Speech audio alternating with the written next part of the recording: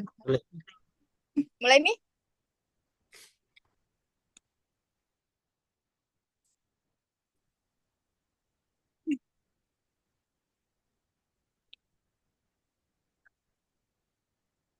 Baik, Assalamualaikum warahmatullahi wabarakatuh. Perkenalkan, kami dari kelompok 10 akan mempresentasikan hasil kerja kelompok kami, yaitu metabolisme protein dan lemak. Perkenalkan, nama saya Nur Hilmi Sari, bertindak selaku moderator, dan teman kelompok saya, yang pertama, Muhammad Rusli, bertindak sebagai pemateri pertama, kedua, Zakia, bertindak sebagai pemateri kedua, ketiga, Risma sebagai pemateri ketiga, selanjutnya Nur Aida sebagai pemateri keempat, dan yang terakhir Nur Hidayah Rahing sebagai pemateri kelima. Baik, untuk mengefisienkan waktu, saya serahkan kepada pemateri pertama untuk memaparkan materinya, yaitu materi alur pencernaan protein dan proses pencernaan protein. Kepadanya saya persilahkan. Baik, terima kasih atas kesempatannya. Kali ini saya akan menjelaskan proses pencernaan protein. Nah, proses pencernaan protein sendiri dimulai dari secara kimiawi dimulai dari lambung, yaitu sel-sel lambung melepaskan hormon gastrin. Nah, hormon ini berfungsi untuk memastikan makanan yang dari lambung itu tercerna dengan baik sebelum masuk ke dalam usus halus. Selanjutnya, hormon ini masuk ke dalam darah dan menyebabkan pelepasan cairan lambung. Nah, asam klorida dalam cairan lambung tersebut mengubah sifat protein dan mengubah pepsinogen menjadi pepsin yang mulai mencerna protein dengan menghidrolisis ikatannya. Selanjutnya, protein yang dicerna sebagian memasuki usus halus dan menyebabkan pelepasan hormon sekretin dan kolesistokinin. Nah, hormon-hormon ini merangsang pankreas untuk melepaskan proenzim dan bikarbonat ke dalam usus. Bikarbonat ini menetralkan kime. Proenzim pankreas diubah menjadi enzim aktif di usus halus. Enzim-enzim ini mencerna polipeptida menjadi tripeptida, dipeptida, dan asam amino bebas. Nah, enzim yang terdapat dalam usus ini terjadi pencernaan di tiga lokasi, yaitu dalam lumen. Dalam lumen ini berfungsi sebagai protein diurai yang tadinya lebih besar menjadi peptida, yaitu rantai asam amino yang menjadi lebih pendek. Nah, selanjutnya di membran batas sikat usus halus. Di sini ia meneruskan pemecahan peptida yang tadi menjadi asam amino. Selanjutnya ada dalam sel mukosa. Dalam ini yaitu proses terakhir, yaitu proses peptida yang mungkin masih tersisa dari sikat usus halus. Nah, itulah tadi penjelasan singkat tentang proses pencernaan protein. Selanjutnya saya kembalikan ke pemateri. MC. Baik, terima kasih kepada pemateri pertama atas materi yang dibawakan. Selanjutnya saya serahkan kepada pemateri kedua.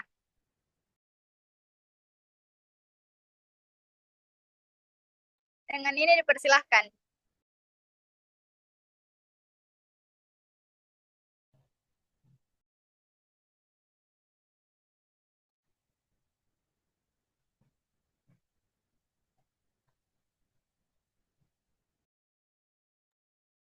Baik, terima kasih moderator. Jadi di sini saya akan menjelaskan tentang contoh dari simogen yang berperan dalam pencernaan protein. Nah, dalam proses pencernaan protein terdapat beberapa simogen atau enzim tidak aktif yang akan diubah menjadi bentuk aktif agar dapat bekerja memecah protein menjadi molekul yang lebih sederhana. Nah, pepsinogen ini merupakan simogen yang diaktifkan oleh HCl atau pepsin yang menjadi pepsin dengan lokasi aktivitas di lambung. Nah, enzim ini memecah sebagian besar ikatan peptida pada asam amino, termasuk aromatik, asam dikarbosilat, leusin, dan metionin, sehingga akan menghasilkan peptida. Selanjutnya ada tripsinogen, yang dimana tripsinogen ini diaktifkan oleh enterokinase atau tripsin, yang menjadi tripsin yang bekerja di usus.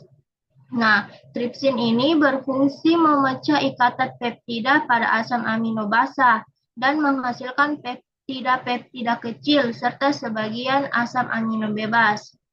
Selanjutnya ada chymotrypsinogen, yang dimana ia diaktifkan oleh tripsin menjadi chymotrypsin yang juga bekerja di usus. Enzim ini berperan memecah ikatan peptida pada asam amino aromatik serta metionin, asparagin, dan histidin yang akan menghasilkan peptida yang lebih kecil dan asam amino bebas. Yang terakhir ada prokarboptides yang dimana ia diaktifkan oleh tripsin menjadi karbopeptides yang bekerja pada ujung C-terminal rantai polipeptida di usus. Enzim ini terdiri dari beberapa tipe, yaitu tipe A yang memecah asam amino netral dan tipe B yang memecah asam amino basa dan aminopeptides yang bekerja pada ujung N-terminal. Semua enzim ini akan menghasilkan asam amino bebas yang siap diserap oleh usus halus. Baik, mungkin itu saja yang bisa saya sampaikan. Saya akan kembalikan ke moderator.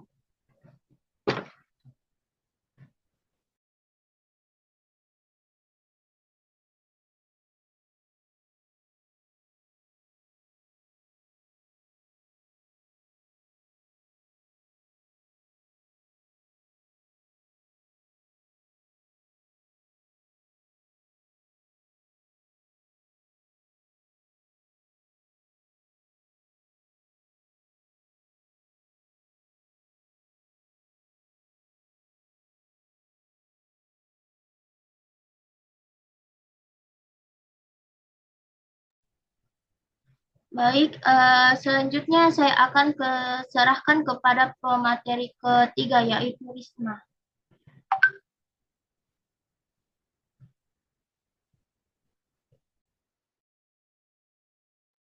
Baik, saya akan melanjutkan materi selanjutnya. Pencernaan protein menghasilkan dua produk akhir utama. Yang pertama ada peptida dan yang kedua ada asam amino. Peptida adalah molekul yang terbentuk dari dua atau lebih asam amino yang berikatan melalui ikatan peptida, yaitu ikatan amida, antara gugus karboksil dari satu asam amino dan gugus amino dari asam amino lain dengan pelepasan molekul air. Biasanya peptida memiliki jumlah asam amino kurang dari 50, sedangkan jika lebih dari 50 disebut protein. Peptida berperan sebagai hormon, enzim, komponen struktural, dan memiliki fungsi biologis penting seperti memperbaiki jaringan dan imunitas. Selanjutnya, asam amino adalah senyawa organik yang merupakan unit dasar pembentuk peptida dan protein. Setiap asam amino memiliki gugus karboksil, gugus amino, dan rantai samping yang berbeda-beda. Ada 20 jenis asam amino utama yang digunakan organisme untuk membentuk protein yang berfungsi dalam struktur sel, enzim, dan proses biologis lainnya.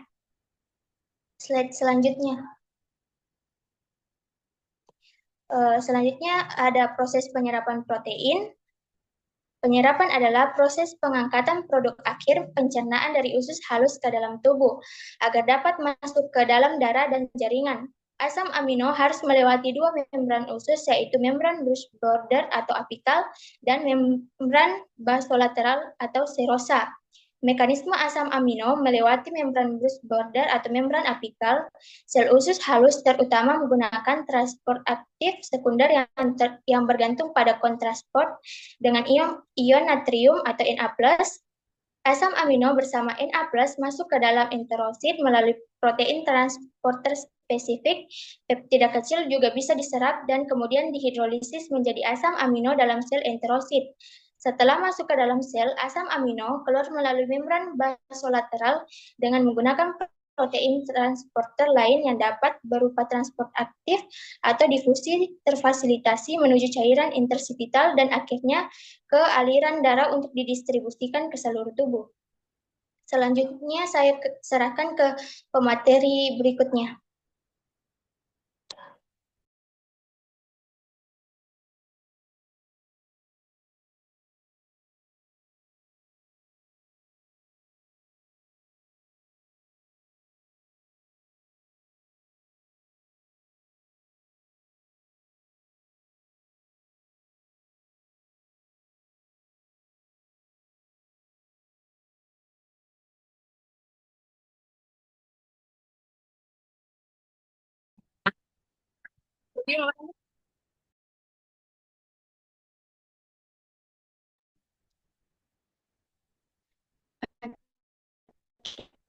Kita lanjut pada proses pencernaan lemak. Yang pertama itu pencernaan dimulai di mulut oleh enzim lipase lingual dari kelenjar serosa yang mulai memecah sebagian kecil lemak. Kedua, dilanjutkan oleh enzim lipase lambung yang diproduksi sel utama lambung sehingga untuk pemecahan lebih lanjut. Ketiga, lipase lingual dan lambung lebih optimal aktif pada pH rendah yaitu asam 1-3 sehingga mampu memecah sekitar 10-30% lemak menjadi molekul sederhana. Oke.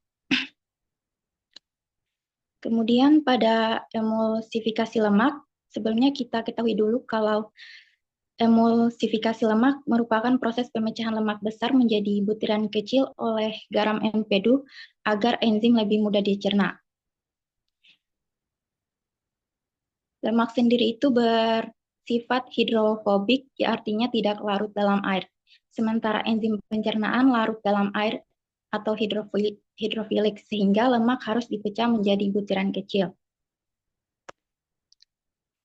Kelima, emulsifikasi utama terjadi di usus halus dengan bantuan garam empedu yang berfungsi sebagai deterjen alami untuk memperluas permukaan lemak. Yang terakhir yaitu proses pemecahan dibantu oleh enzim khusus. Contohnya seperti lipase pankreas. Contohnya seperti fosfopilase membantu fosfolipid dan kolesterol esterase membantu ester kolesterol dan fisosterol. Sehingga hasil akhirnya berupa asam lemak, monoasilgliserol, kolesterol bebas, dan lisofosfolipid yang kemudian diserap usus halus dan dimanfaatkan tubuh sebagai sumber energi maupun pembentuk membran sel dan hormon. Saya kembalikan kepada moderator.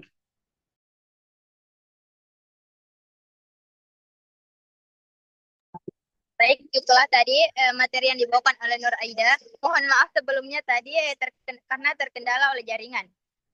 Baik, selanjutnya yaitu pemateri terakhir Nur Hidayah Rahing. Kepadanya saya persilahkan. Baik, saya akan menjelaskan mengenai penyerapan lemak. Yang pertama, produk akhir dari pencernaan lemak yang bergabung dengan garam empedu akan membentuk misel.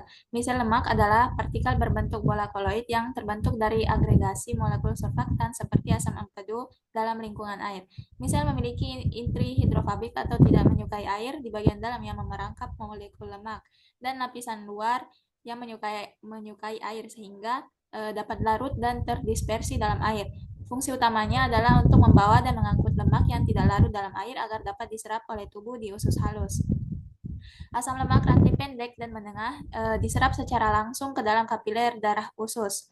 Setelah masuk ke kapiler, asam lemak ini dibawa oleh aliran darah melalui vena porta langsung ke hati. Di hati, asam lemak dapat dimetabolisme untuk menghasilkan energi, sehingga dapat menjadi energi penting bagi tubuh. Lalu, sedangkan asam lemak rantai panjang dan monogliserida akan disintesis ulang menjadi trigliserida di dalam sel dinding usus. Lalu dikemas bersama kolesterol dan protein menjadi kilomikron. Kilomikron ini karena terlalu besar untuk masuk ke kapiler darah sehingga akan masuk ke pembuluh limfa untuk kemudian memasuki sirkulasi limfatik sebelum akhirnya sampai ke aliran darah untuk didistribusikan ke seluruh tubuh. Saya kembalikan kepada moderator. Baik, itulah materi terakhir yang dibawakan oleh Nur Hidayah Rahim. Sebagai kesimpulan, kesimpulannya itu protein dicerna mulai dari lambung oleh enzim pepsin, kemudian dilanjutkan di usus halus hingga menjadi asam amino yang diserap ke dalam darah dan dibawa ke hati untuk dimanfaatkan tubuh. Kemudian lemak dicerna di usus halus setelah diemulsikan empedu dan dipecah lipase menjadi asam lemak serta monogliserida. Lalu dibentuk kembali menjadi trigliserida dan dibungkus kilomikron. Selanjutnya kilomikron masuk ke sistem limfatik sebelum beredar dalam darah. Dengan demikian, protein diserap sebagai asam amino melalui darah, sedangkan lemak diserap sebagai kilomikron melalui limfa. Keduanya berperan penting sebagai energi dan pembangun tubuh. Baik, itulah kesimpulan dari materi yang kami paparkan. Lebih dan kurangnya mohon dimaafkan. Billahi taufiq wal hidayah. Wassalamualaikum warahmatullahi wabarakatuh.